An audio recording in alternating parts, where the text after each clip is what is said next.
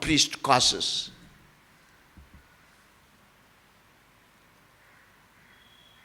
So, my dear fathers, the first example I like to cite is this: a priest being a sign of the presence of God wherever he is. The second example is from a Christian gathering in the church.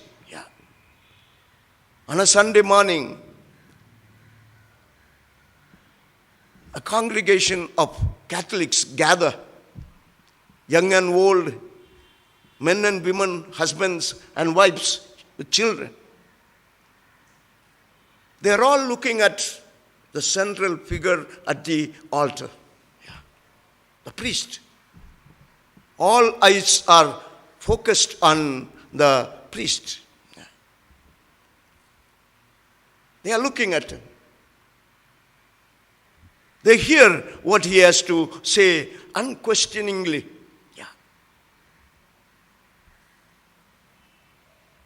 But remember, people are not sizing up the priest's age or his figure. They are not paying attention to whether he is fair or dark, whether his hairline is receding or he has head full of black hair. They are not thinking about these things. If at all one or the other Catholic person thinks about this, probably later on he would go to the sacrament of reconciliation and confess that I was distracted at Mass. That's what he would be actually saying. When people are looking at the priest, it is Christ that they are seeing. It is Christ they are hearing. While their eyes look at the priest, their ears hear what the priest has to say. Their hearts are meeting Christ. They are entering into union with Christ.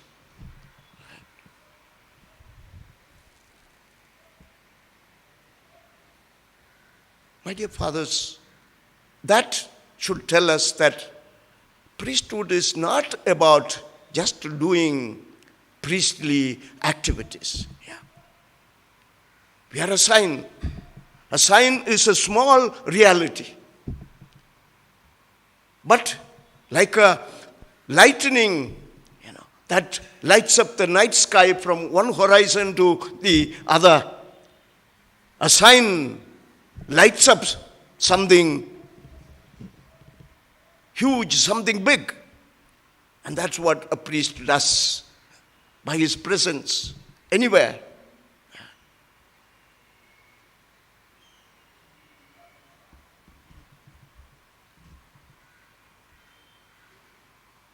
I think this is also why there is so much of trust that is given to us. First in the Christian community and elsewhere, outside. A couple of summers back, I was in Chennai, Central Railway Station. I landed up just a few minutes before my connecting train would leave. And so I ran, thinking that on a particular platform my train was. Somewhere half the way I ran, and then I discovered that was the wrong train, wrong platform. So I was running back with my bag. Maybe I looked a little suspicious. I was disabled, and I was running with a good bag. So suddenly, a policeman gripped my shoulder.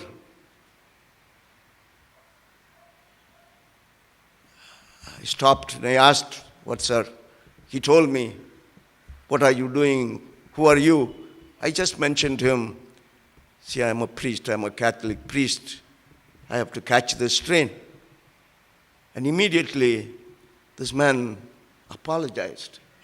He folded his hand And he apologized. I said, you don't have to apologize. You are doing your duty. All right, yeah.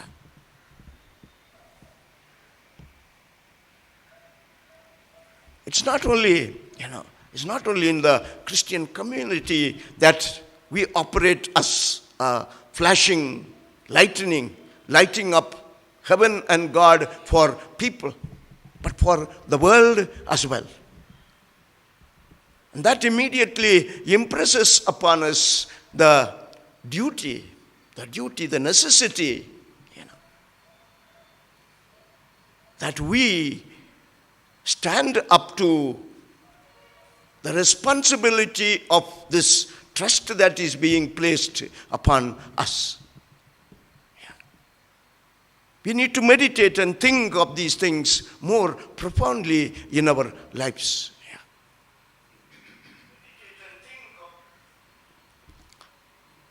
Second thing I would like to say this afternoon is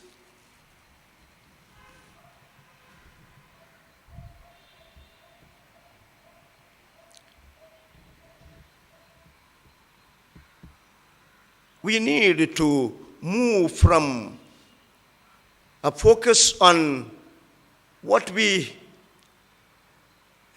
give up in priesthood to what we receive in priesthood.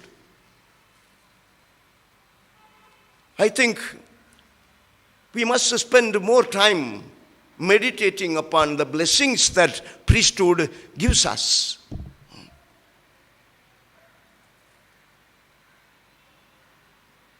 I guess every life is that way. You can live a particular state in life richly when persons begin to appreciate the wealth that state of life invests on them. And priesthood invests such rich blessings upon us. It's not about what we give up, but what we receive. If a man who's getting married or who's married to a woman, if we are to be spending his life thinking about all the women he had given up in order to marry this person, his life probably would become disastrous. His marriage would become disastrous. Either he becomes a promiscuous individual or an iron-willed disciplinarian. In both the cases, his wife would be the sufferer. A marriage would be ruined.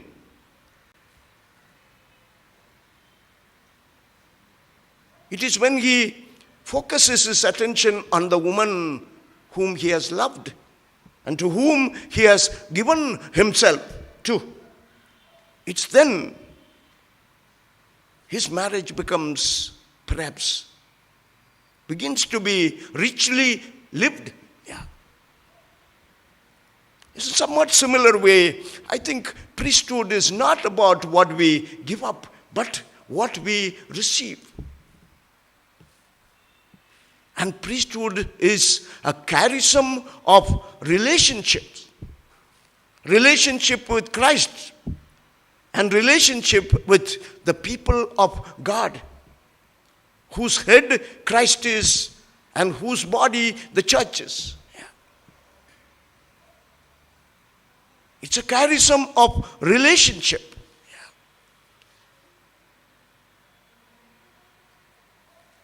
We need to love our people.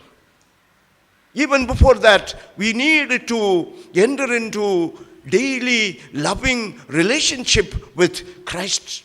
Christ must become the center of our life, our beloved. In the innermost sanctuary of our life, Christ must take his place before anyone else, anything else.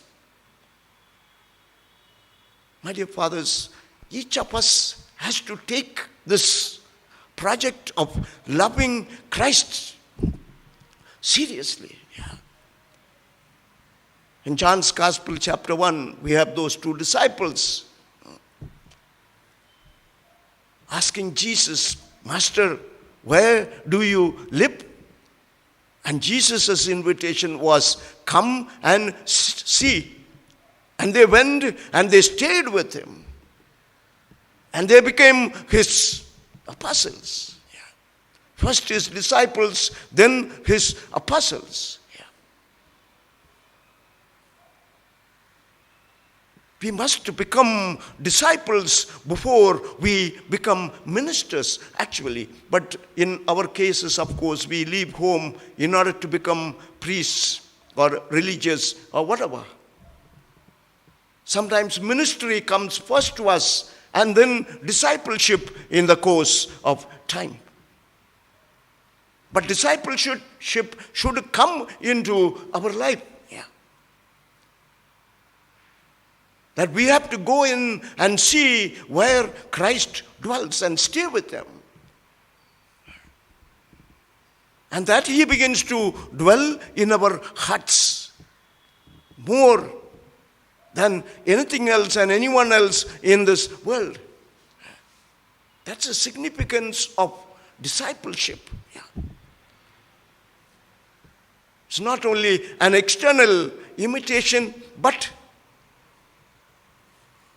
making his mission our mission. His style of functioning, our style of functioning. His person, our love. Yeah.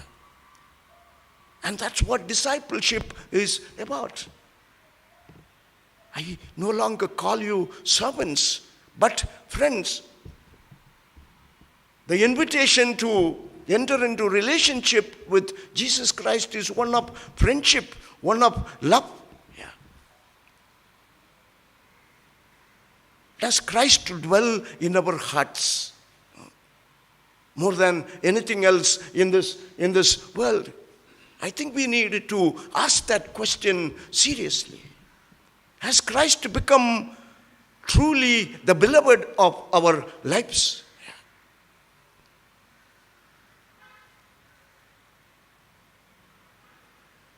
I really think, my dear fathers, when we enter into a personal, intimate relationship with Christ, and he becomes someone who dwells in our hearts, from there, he works his miracle. Anything can be taken away from us. The job is taken away, but we have Christ. Friends are taken away, we have Christ. Fame is taken away, but we have Christ. When everything is gone, we still have Christ. When health is gone, we have Christ. And when life itself goes, it will be Christ whose hand we will hold to pass from this world to the next.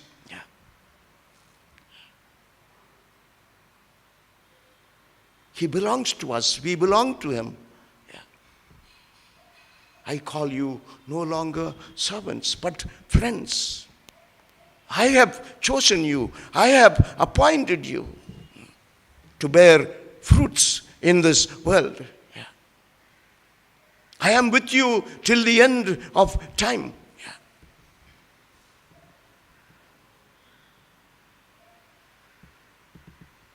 Let us perhaps raise a question about this truth.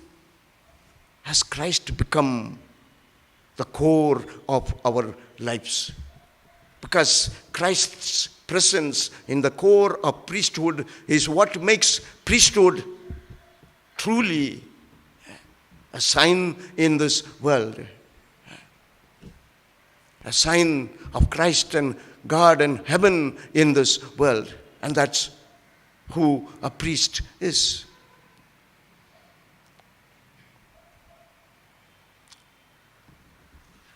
And the third thing I like to say this afternoon is that we need to move from a focus on personal freedom to missionary passion. Yeah. We need to move the focus from our freedom, our comfort, to a missionary orientation, a passion for mission of Christ. You want fulfillment in your personal life, you have to make this transfer. You want to make your priestly ministry very rich, you have to move from a focus on personal freedom, a personal comfort, etc. In Evangelii Gaudium, paragraph number 8, Pope Francis, in this apostolic exhortation, he lists some 7-8 pitfalls, temptations into which modern pastoral workers fall into. The first of them he mentions is what I just mentioned, a focus on one's freedom and comfort. Extreme individualism is the immediate result of this. Extreme individualism. One begins to engage the self in ministry, apostolate, etc. from the angle how it actually helps to preserve his comfort. If something would infringe into his comfort and freedom, he would not take this up. He rather tailors, the ministry, the apostolate, the tasks in relationship to the level of comfort and freedom he seeks. And the Pope points out that such people usually do not have a very deep spiritual life. Their spiritual life consists of saying some prayers, doing some pious things. Maybe fasting on a Friday and saying your prayers morning, evening, etc. And they begin to see work, apostolate as an appendage to their life. Their life is not one of dedication to Christ and his mission, but Christ and his mission becomes an appendage to their lives. A peripheral reality. And that is very unfortunate. The Pope finds out in the immediate result of this, as I said, is individualism. But the long-term effect of this is a kind of dissipation in one's life. Meaninglessness. Boredom. Sometimes even despair.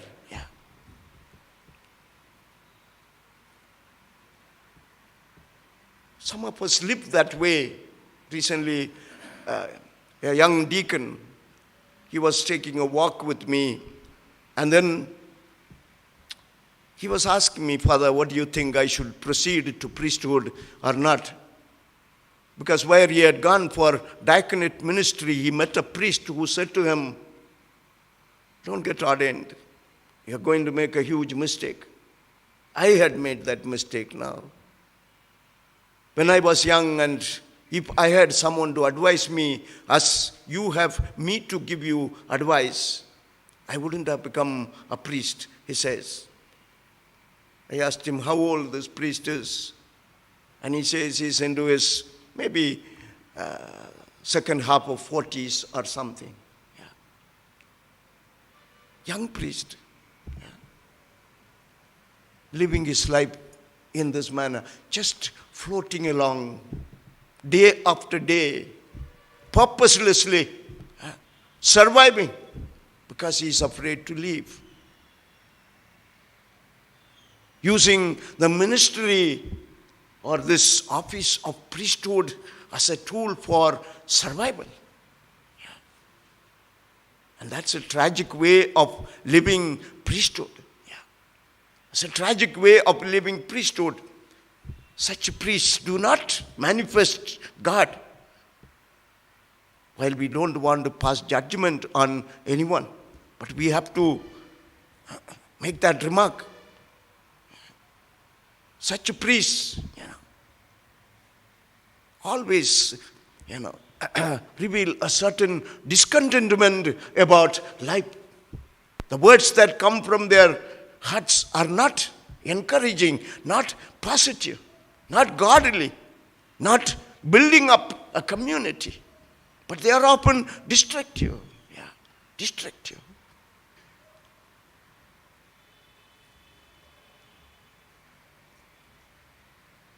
My dear fathers,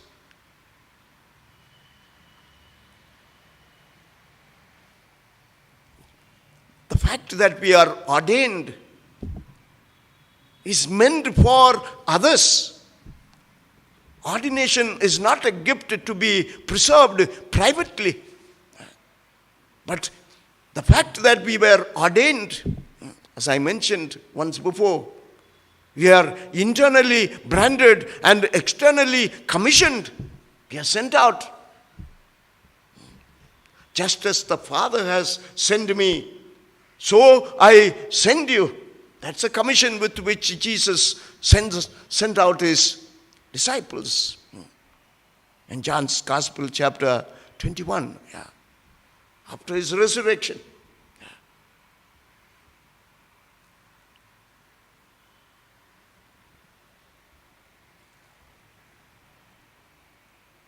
We can't keep this gift of ordination for ourselves. Because ontologically, in itself, objectively, the sacred orders is a ministry, an office that is turned outward, necessarily turned outward to others. And when that is used for the self alone, and that becomes a contradiction in itself. An objectively disordered kind of life is lived by a priest who keeps sacred orders for himself only.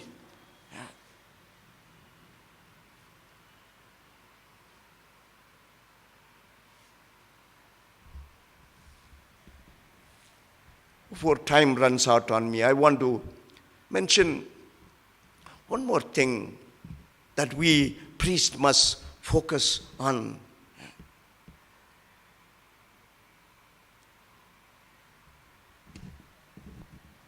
In the media world, everything is oriented towards titillating our sensuality. Fathers, we have undertaken celibacy. I will spend one talk on this commitment to celibacy. But here, I just want to mention one aspect of celibacy. We have undertaken celibacy as a total self-offering to God.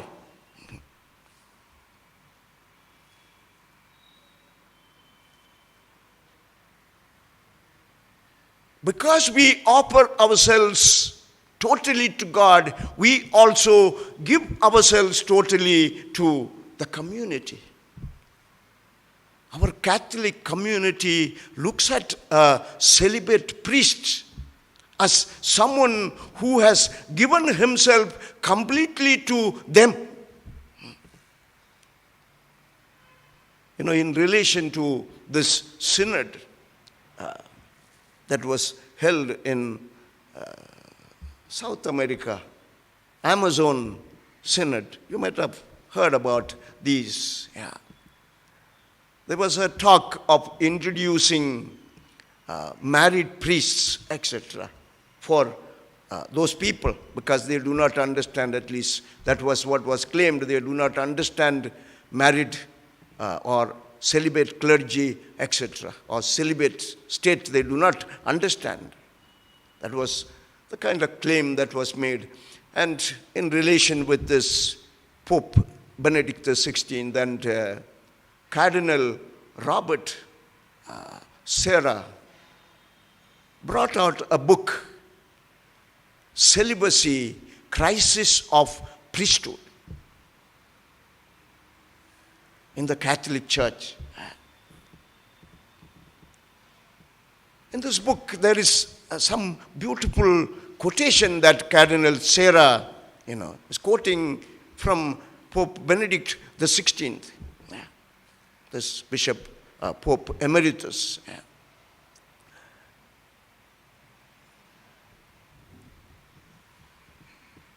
The Pope is asking this question: how can the people of God, a community of people of God, know that this person has dedicated himself completely to God if he is not a celibate person? Yeah. And how can the Christian community know that he has given himself completely to themselves if he has not given himself completely to God? That's a very insightful statement. I got two Protestant pastors. We studied together. We are two brothers who became priests from our family. My younger brother also is a Palatine priest. And this is a neighboring family, two Protestant guys who also became pastors. After becoming priests, time and time again we come together. We meet during summer months. When you go for holidays, we meet. Whenever one of them meets me, he always makes this comment: over the years, you Catholic priests are lucky, because your people accept you with such trust. You may be rogues, you may not be honest men, but people give the benefit of doubt to you. But as men with a family, no matter how truthfully we work for the community, people always suspect that our work is oriented towards our family, for the benefit of the family. Yeah. That's an interesting observation from a Protestant pastor who's married, who has a family, a good man.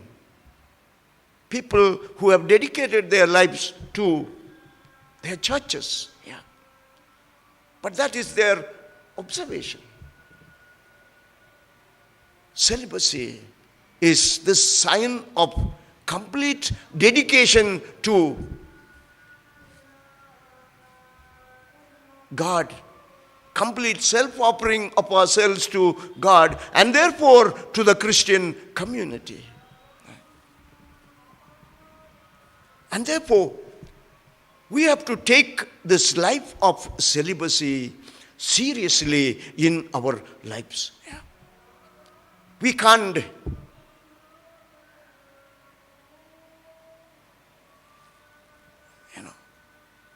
take it a little lightly and play with it. Yeah. We have to take this task of being celibates seriously. And the first thing I would say as I began this topic, we have to move from titillating the senses to the true meaning of sexuality. We have to focus on the true meaning of sexuality. I'll say more about this. Yeah. But I'm just highlighting the responsibility that we have towards the use of media. Yeah. We can't think anything. We shouldn't think this way, that we can think anything, read anything, watch anything, listen to anything, and then we can keep our chastity. We can't. We can't. We have to filter as to what gets into us.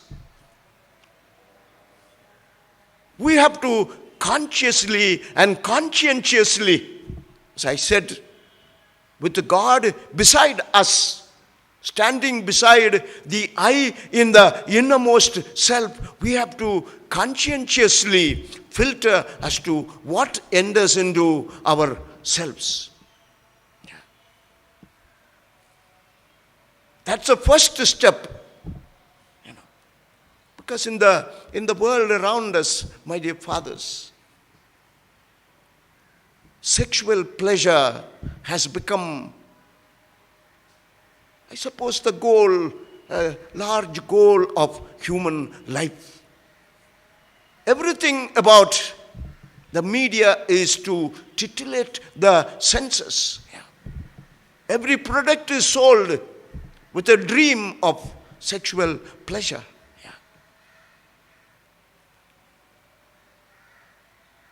A lot can be said in this direction, but I urge you to take this task of living celibate life chastely and truthfully. And that's a lifelong task. Lifelong task. If we wish to build up credibility of the priesthood, credibility of priesthood in the Catholic Church, we have to take this task of living our chastity seriously. We have to take the task of living our celibate commitment seriously. And so we have to shift our focus to the true meaning of sexuality. It must become for us a subject matter for daily meditation. In which direction is my life flowing? Is it simply having my senses titillated morning to evening? It is said a man looks at his mobile phone 150 times, we are told. Yeah. And that's more than once in every 15 minutes. Yeah. And it's not often, he has received a message or something, but he's checking.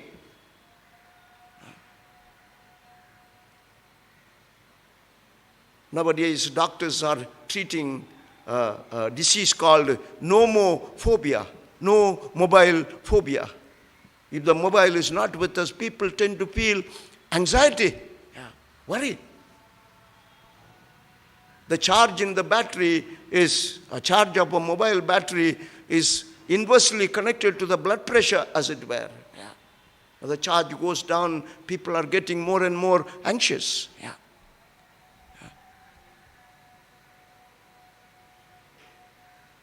It's a good tool that we have invented. A wonderful tool.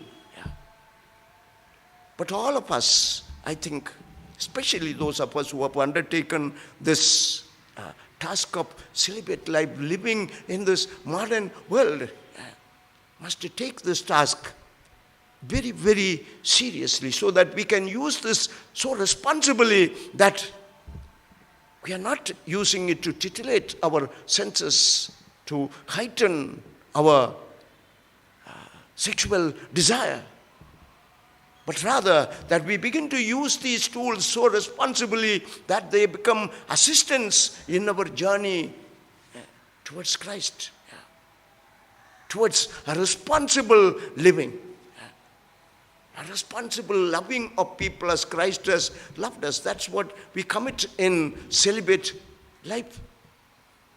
We have chosen this celibate form of loving so that we undertake this task of learning to love people as God has loved us, as Christ has loved us. Yeah. That's the orientation in which our celibate life must take us. Maybe more about this tomorrow afternoon. I want to discuss, at least spend an hour talking about this area of celibacy. My dear fathers, I started out saying today that if we wish to